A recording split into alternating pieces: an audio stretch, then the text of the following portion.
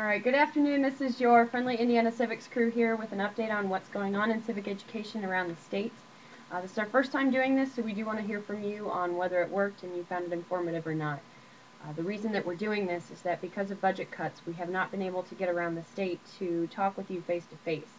And at the same time, we've been asking more of you. We've been asking you to help fundraise, we've been asking you to help recruit schools, and in our opinion, that was a mistake. You should know kind of the inside baseball, if you will, about what's going on in civics. So hopefully you find this helpful. First, we are actually relaunching the Indiana campaign to promote civic education. What we hope this group will do is raise the profile of the need for more civics in K-12 classrooms. It's going to have state legislators on it, and if you want to be a part of this effort, please let us know. One of the first things they're going to do is publish the report of recommendations from the group of people who attended the 2007 Summit on Civic Engagement. I know many of you were there. They had some great ideas about teaching civics across the curriculum. We're going to give that to the General Assembly. So if you want to get involved in basically this lobbying effort, contact me directly. Second, we are taking over the Indiana Legislative Youth Advisory Council. This is a group of students.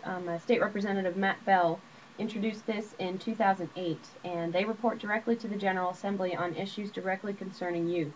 Obviously, our hope is that we can partner these students with people and Project Citizen alumni, and one of the first things that we're going to ask them to tackle is to take a look at why there isn't more civic education in our K-12 classrooms.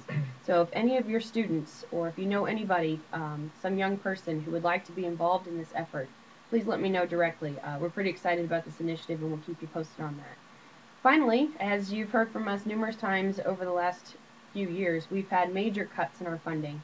We've lost probably several $100,000 over the last few years because we're funded by interest rates, which is why you've been hearing so much from us on fundraising. And to help fight that, since that funds our salaries, among a lot of other things, we have launched an Hour for Civics.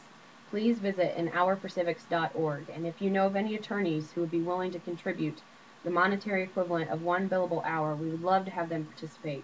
These are attorneys that come help your students as they get ready for district competitions, and district coordinators, attorneys that judge your hearings. Anhourforcivics.org. Please tell them to go visit, or let us know of anybody you think we should talk to. And after that, I'm going to turn it over to Kyle for some specific We the People updates. Okay, just a little bit of catch up. On April 23rd through the 26th, we had the We the People High School National Finals out in Washington, D.C., where a team from Munster, Indiana, representing Team Indiana, came in 8th in the nation. We're very proud for them for representing the state very well. Also, on May 3rd, we had our Spring State Showcase for elementary levels.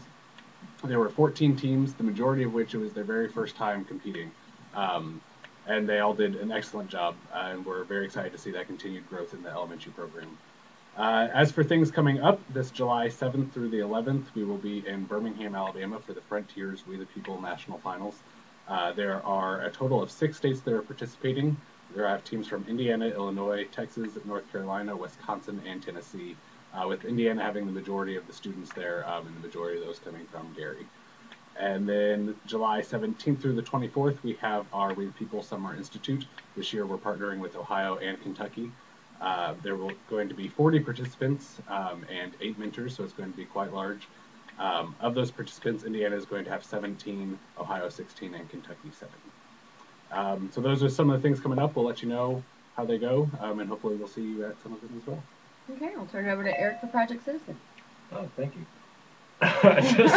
You knew this was going to happen. Just some Project Citizen updates. We just wrapped up our state showcase and oral presentation competition at the Indiana State House. We had 12 portfolios on display, and we had the oral presentation competition in the Supreme Court chambers, which we're excited about. We hope to have it there next year. And also teachers, just a quick side note, we have increased the amount of money that we can provide to assist with traveling down the state for next year, because we definitely want to try to get as many classrooms there as possible. So don't let financial reasons discourage you. Coming up, we have Project Citizen Equal Justice Institute. It'll actually be the first such institute in Indiana, because it'll be exclusively for Indiana teachers. Right now we have 18 teachers confirmed, and it'll take place June 21st to the 25th down at IU Bloomington. We're very excited about it because, again, it's going to be first of its kind, but also a great way to grow the program in Indiana. And finally, the National Conference for State Legislators Legislative Staff Partnership pilot program went very well. Teachers were partnered with legislative staff members and were able to use them as a resource, which is fantastic. Have heard nothing but great things from teachers and staff members. And so for next year, we're hoping to have those uh, same partnerships available, and teachers would definitely like to set you with staff members because they just provide a great resource for research and for getting the program out there. So that wraps up Project Citizen. Okay, and that's our first video message update. Thank you very much for everything that you do for civic education in the state. Let us know if this was helpful, and we will continue to send them out as needed. Take care. Bye.